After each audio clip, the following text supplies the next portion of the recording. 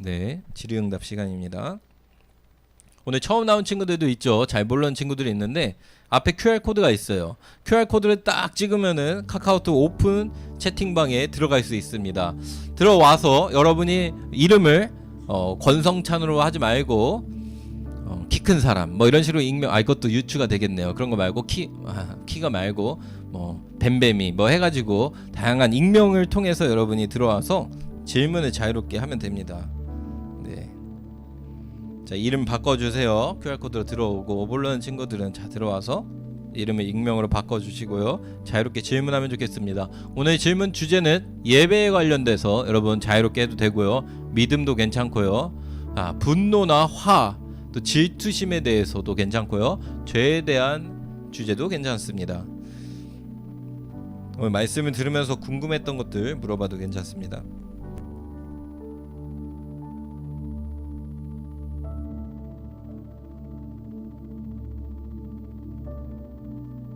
근데 여러분 기억해야 되는 게 절대 그렇다고 해서 예배를 드리는데 그냥 대충 드리면 되겠네 라는 마음으로 드리라는 얘기가 절대 아니에요. 말씀을 오해하면 안 됩니다. 우리는 하나님 앞에 영과 진리로 예배드리기 원하는 자들은 정성스럽게 예배 드릴 수밖에 없게 돼요. 하지만 그것만 가지고는 안 된다는 거예요. 나에서 시작된 마음으로 예배 드리는 거 그렇게 열심히 정성 들여 드리는 예배가 아니라는 거죠.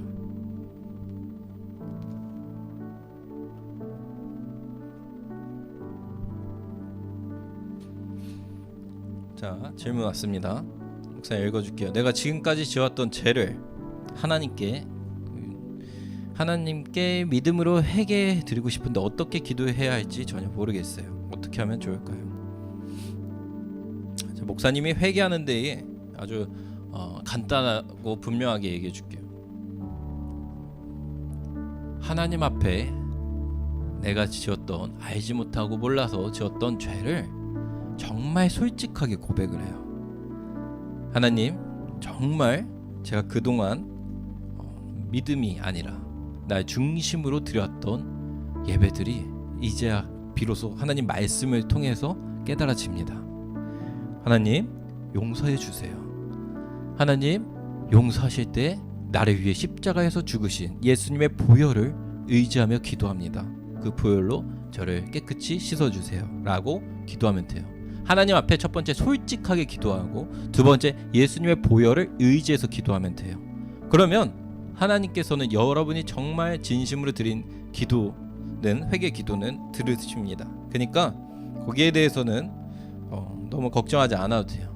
지난번에 이제 새로 올라온 중1 친구들은 모르겠지만 내 기도 회개한 것 같은데 하나님이 들어주신 거 안 들어주신 것 같은데 라는 마음이 들 때 어떠해야 되는지 지난번에 말씀을 통해서 형, 언니, 오빠들 기억나죠? 네, 기억나요. 나중에 기회 되면은 또 중2 친구들도 한번 말씀 전할게요. 하나님 앞에 솔직하고 예수님의 보혈을 의지해서 기도하면 됩니다.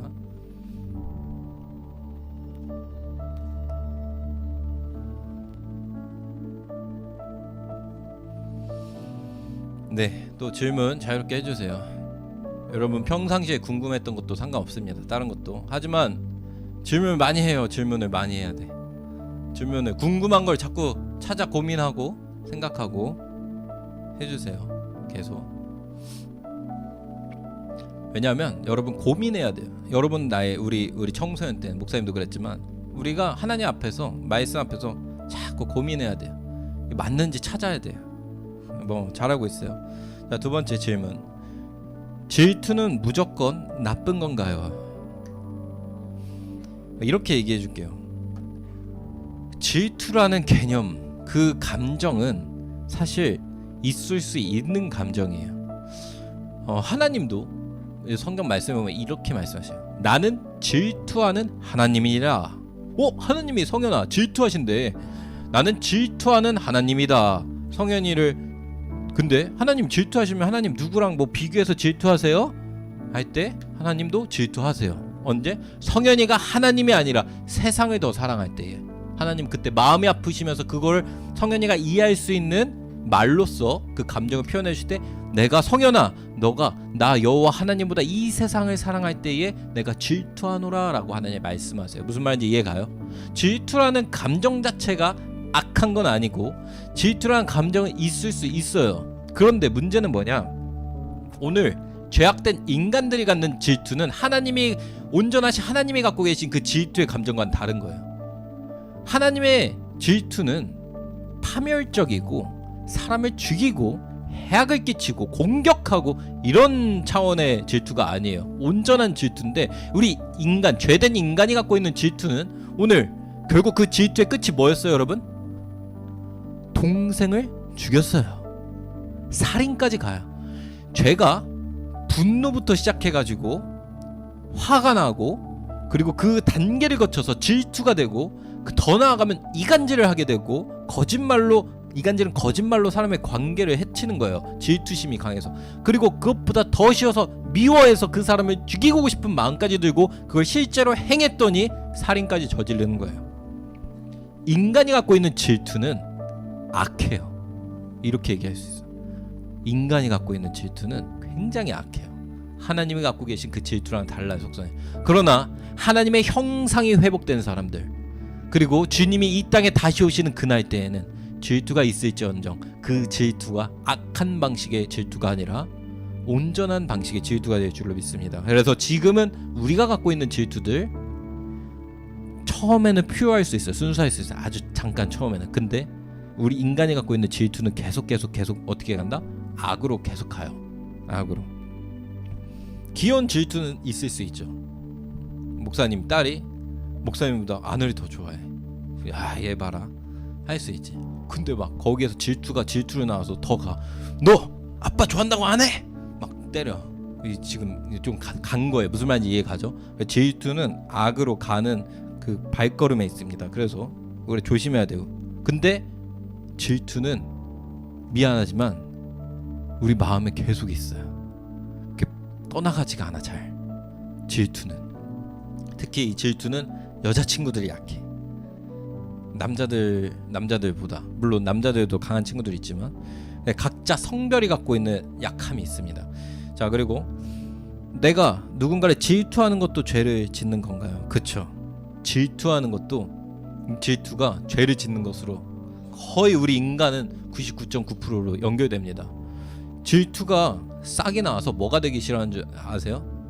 쟤랑 나를 비교하는 거예요. 질투는 결국에는 비교함으로써 뭘 하기 시작하면은 나를 못마땅해 여기거나 상대를 미워하게 돼요. 오늘 가인과 아벨이 그랬잖아요. 가인이 동생을 질투해서 미워하게 돼서 결국 죽이게 되죠. 아니면 나를 미워하거나 나는 아무것도 안 돼, 나는 역시 그런 놈이야. 가인이 예를 들어 이럴 수도 있는 거예요. 비교하면서 질투하면서 아벨 쟤는 진짜 옛날부터 다 잘했어, 부모님들 사랑도 받았고, 근데 나는 뭘 해도 안 된 놈이야 라고 하면서 스스로를 공격하고 스스로를 죄를 지으면서 스스로를 계속하는 것도, 그것도 될 수 있는 겁니다. 그래서 질투라는 것은 굉장히 좋지 않은 열매예요. 열매, 하나의 열매, 나타나는 것 중에 하나예요. 그래요. 네. 믿음이 생기고 싶은데 어떻게 해야 되나요? 믿음이 생기고 싶은데,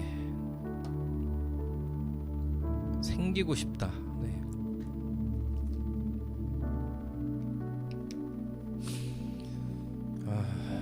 믿음이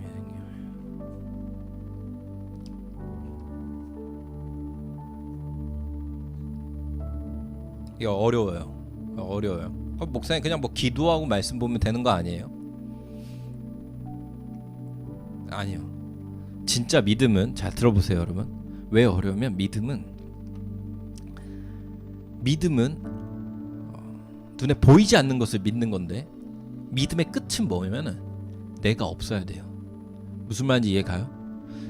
믿음을 갖는다는 거는 주체가, 믿음의 끝, 정말 제대로 된 믿음은 내가 없는 믿음이야.